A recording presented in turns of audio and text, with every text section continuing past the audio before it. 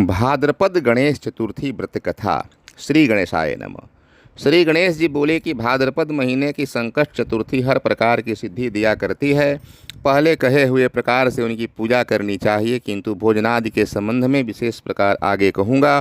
श्री कृष्ण जी बोले कि इस प्रकार पुत्र के कहने पर माता पार्वती ने पूछा कि पूजन और भोजन में कौन सा विशेष करना चाहिए।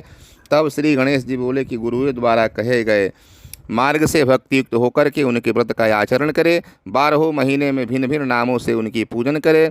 12 महीने में चतुर्थी के दिन प्रातःकाल नित्य कर्म से निवृत्त होकर के विनायक, एकदंत, कृष्ण पिंग, गजानन, लंबोदर, भालचंद्र, हेरम्ब, विकट, वक्रतुंड, आखुरथ, विघ्नराज तथा गणाधीप प्रभृति 12 नामों से पृथक पृथक पूजा करे। पहले कृतयुग में नल नामक एक राजा हुआ, जिसकी दमयंती नाम से प्रसिद्ध परम सुंदरी एक रानी थी। दैव योग से स्त्री वियोग के दुख को देने वाला उसको एक श्राप मिला था। उसकी स्त्री ने उस उत्तम व्रत को किया था। पार्वती जी ने पूछा कि दमयंती ने किस विधि से उस व्रत को किया था कि जिससे तीसरे महीने में उसका पति नल प्राप्त हो गया। श्री कृष्ण जी बोले कि हे युधिष्ठिर, इस प्रकार पार्वती द्वारा पूछे जाने पर गणनायक ने जो कहा उसे तुम सुनो। श्री गणेश जी बोले कि हे माता, नल राजा की विपत्ति क्रम से बढ़ने लगी। हाथी खाने से हाथी, घुड़साल से घोड़े चोरी हो गए। चोरों ने खजाना लूट लिया, दुष्टों ने महल में आग लगा दी। राजकार्य को चौपट करने वाले मंत्री भी राजा को छोड़कर भाग गए। राजा भी जुए में अपना सब कुछ राजपाट गंवा करके अंत में दमयंती के साथ जंगल चला गया। वहाँ भी विपत्ति ने उसका साथ नहीं छोड़ा और दुर्दैव के कारण दमयंती से उसका बिछोह हो गया।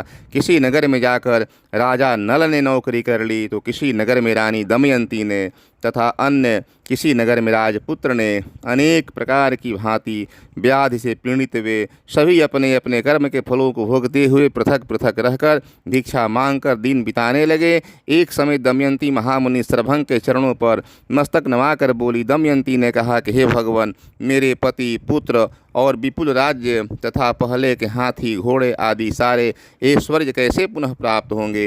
गणेश जी बोले कि इस प्रकार दमयंती का वचन सुन करके सरभंग ऋषि बोले कि हे दमयंती, बड़े से बड़े संकट को दूर करने वाला, समस्त कामनाओं को पूर्ण करने वाला व्रत को मैं कहता हूँ, सुनो। भाद्रपद कृष्ण चतुर्थी संकट चतुर्थी कही जाती है। उस दिन पुरुष स्त्रियों को पहले कहे हुए प्रकार से एक दंत गजानन का पूजन करना चाहिए और उस व्रत के करने से हे देवी 7 महीने में ही तुम्हारी मनोकामना सफल हो जाएगी। गणेश जी बोले तब दमयंती भाद्रपद महीने की संकट चतुर्थी से इस व्रत को प्रारंभ कर लगातार 7 महीने तक गणनाथ के पूजन में तत्पर रही और 7 महीने के बाद ही उसका पति, राज, पुत्र और पहले की तरह समस्त ऐश्वर्य प्राप्त हुआ।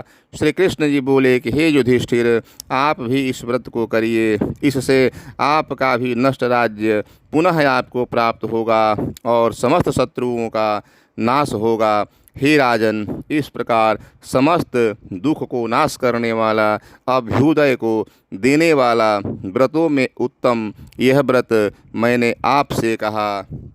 प्रेम से बोलिए श्री गणेश भगवान की जय। इति श्री स्कंद पुराणे श्री कृष्ण युधिष्ठिर संवादे भाद्रपद कृष्ण चतुर्थी व्रत कथा भाषा टीका संपन्न। श्री कृष्ण भगवान की जय।